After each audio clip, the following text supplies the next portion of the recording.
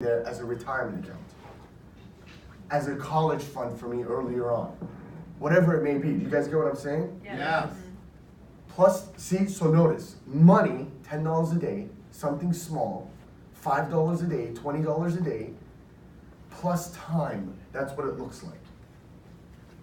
Small money ends up being big money.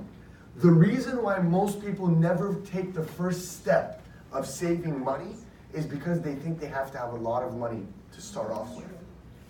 And they never realize it starts off with $100 a month, $200 a month, $500 a month, whatever it is. A car payment. If I can make my car payment, I can save equivalent to my car payment. Yes. That's what I strongly believe. Yes. There's some people that pay $700, $800, $900 a month car payment with insurance. Yeah. Why don't you save the same amount as that? That's hundreds of thousands of dollars of your future. That's the way I look at it. So this is a good amount. So look here. It's not what you earn that counts. It's what you keep.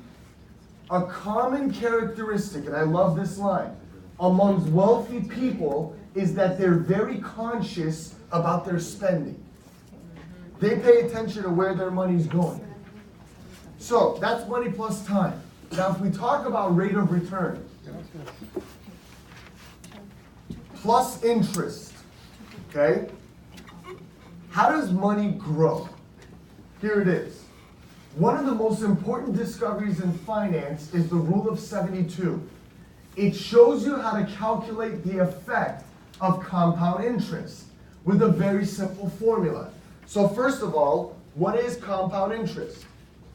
Compound interest is any time your money has interest on interest.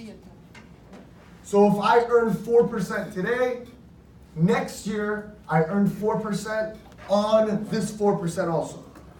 Does that make sense? Yes. Interest on interest. That's compound interest. So check this out.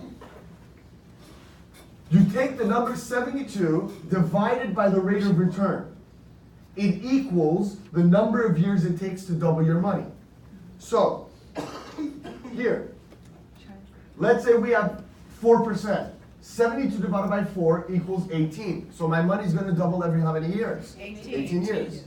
So, if I put $10,000, here's an example. If I put $10,000 at 4%, 18 years from now, this becomes 20,000. Another 18 years, my 20,000 will double to how much? 40,000. Not bad. Now, I take the same 10,000 and I move it somewhere earning 8%. So now 72 divided by 8 equals 9. Money's going to double every how many years now? 9 years.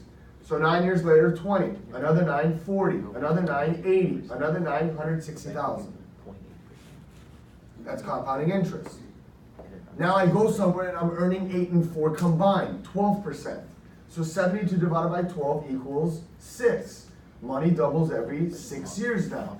6 years later, 20, another 6, 40, then I have 80, another 6 years later, 160,000, then 320,000, then it doubles to 640,000. That's the power of compounding interest. Now, here's the thing. Today, 12% exists, so does 8, so does 4. Why doesn't anybody tell us? Why should they? As long as we don't know, where do we and where does almost everybody in America leave their money all the time? Where do we all put our money? The bank. The bank. What's the bank giving today? Nothing. Nothing. Even if they were giving 1%, why don't you do this now? 72 divided by 1 equals what? 72. You got 72 years to go to double your money?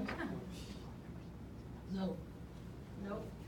I mean, you do, but I don't know how much it'll be, you know. It's not gonna be much, but check this out. So here's the thing. How do banks make money, first of all? Compounding interest. What do I mean?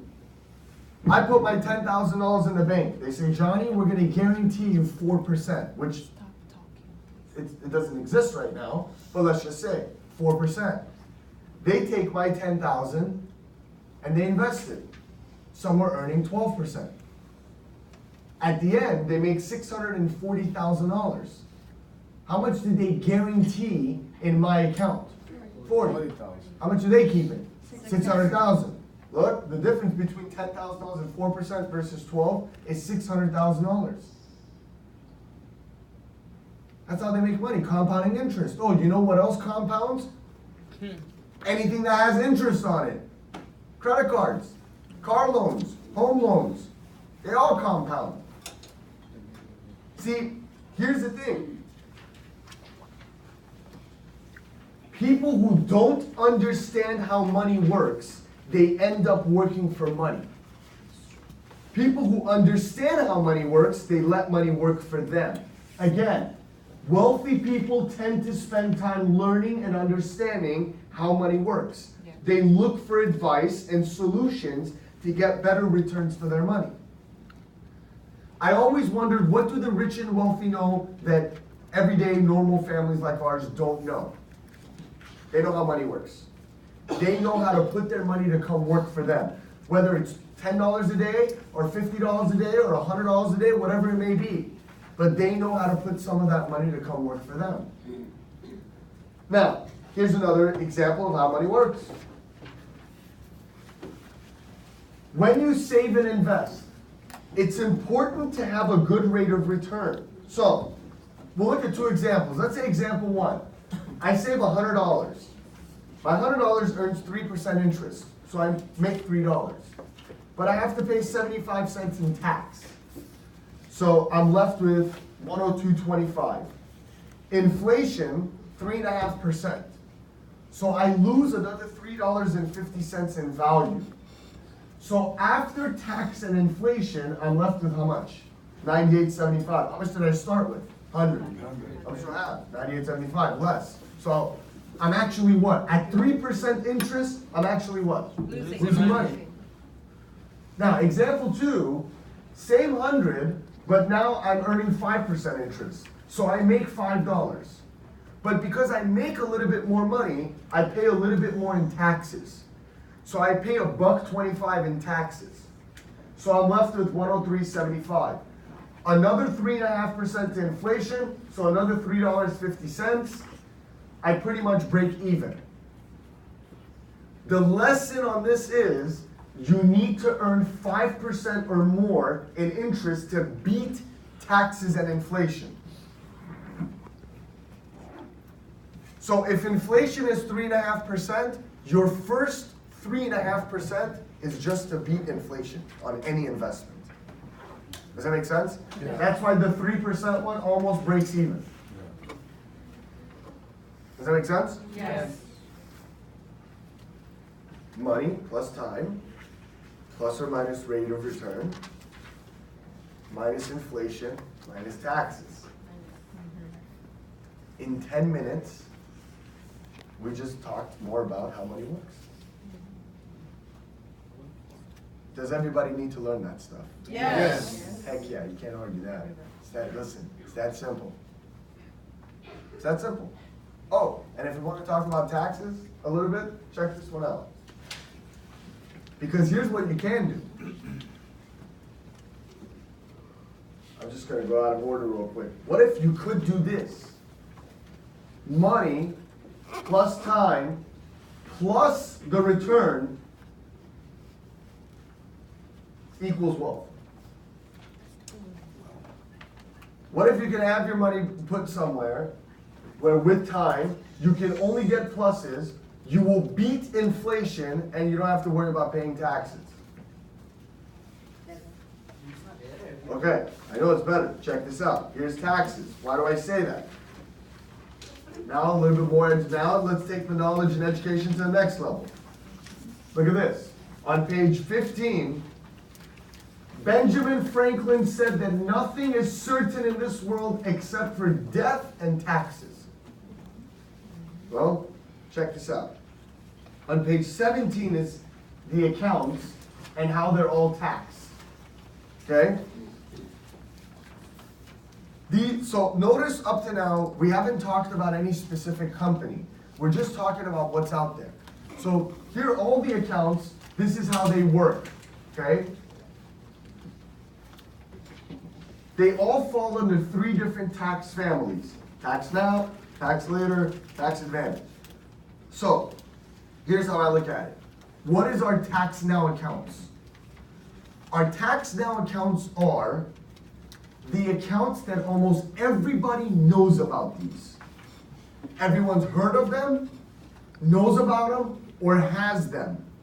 They are the most accessible accounts to people. That's why everybody knows about them.